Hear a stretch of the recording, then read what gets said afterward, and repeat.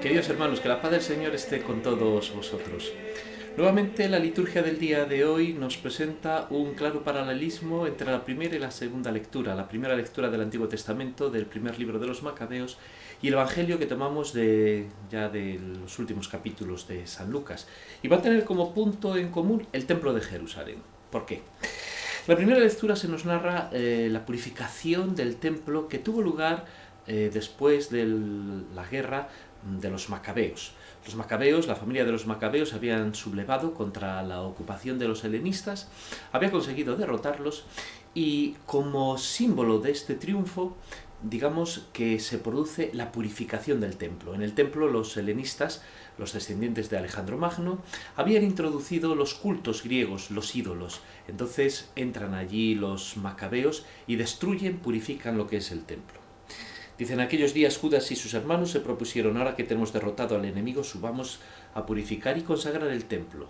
Suben al templo y entonces durante varios días están allí celebrando esta fiesta de la purificación, de la nueva consagración del altar, de todos los distintos elementos del templo. Dice, el pueblo celebró una gran fiesta que canceló la profanación de los gentiles. Judas con sus hermanos y toda la asamblea de Israel determinó que se conmemorara anualmente la nueva consagración del altar con solemnes festejos durante 8 días a partir del 25 del mes de Casleu.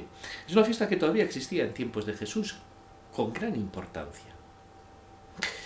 Bien, este es el primer texto que leemos, podemos situarlo pues unos 200 años antes de Cristo. El segundo texto también va a tener relación con el templo, no con el mismo templo de los Macabeos, que es el segundo templo, sino el templo que vio Jesús, que es el templo que unos 40 años antes de su nacimiento había construido Herodes el Grande.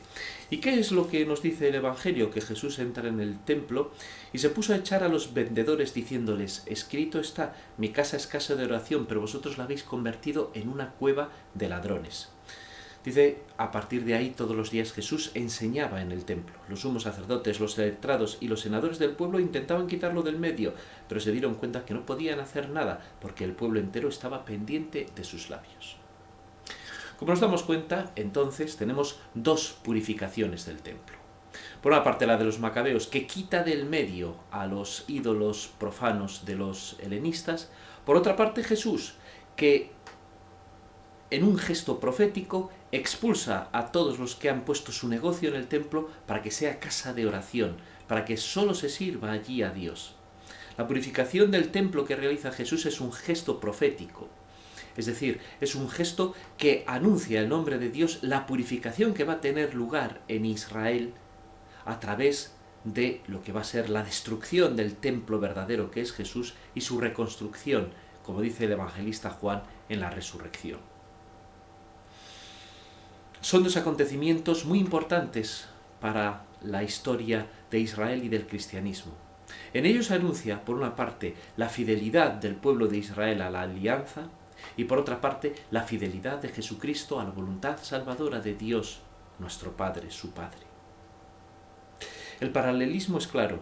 Lo que en Jesús tiene de novedad es que esta purificación ya no se refiere a un edificio, sino que se refiere a la nueva alianza que Dios va a realizar para todos los pueblos, para todos los tiempos, para todos los lugares, en la muerte y resurrección de Jesucristo. De tal manera que la purificación de los Macabeos, por así decirlo, es un antecedente, es una perspectiva previa de lo que va a suceder con carácter definitivo. De hecho, el templo de los Macabeos, hay que repetirlo, fue destruido por Herodes para construir un nuevo templo. El nuevo templo que construyó Herodes en 70 años estuvo destruido en el año 70 por los romanos. Entonces, lo importante no era el templo como creían, el edificio como creían los israelitas, lo importante era la alianza que Dios realiza plenamente en Jesucristo para salvarnos. Queridos hermanos, que la bendición del Señor nos acompañe en este viernes, en el que también recordamos la muerte y resurrección de nuestro Señor Jesucristo. Que su bendición nos acompañe en el nombre del Padre, y del Hijo, y del Espíritu Santo.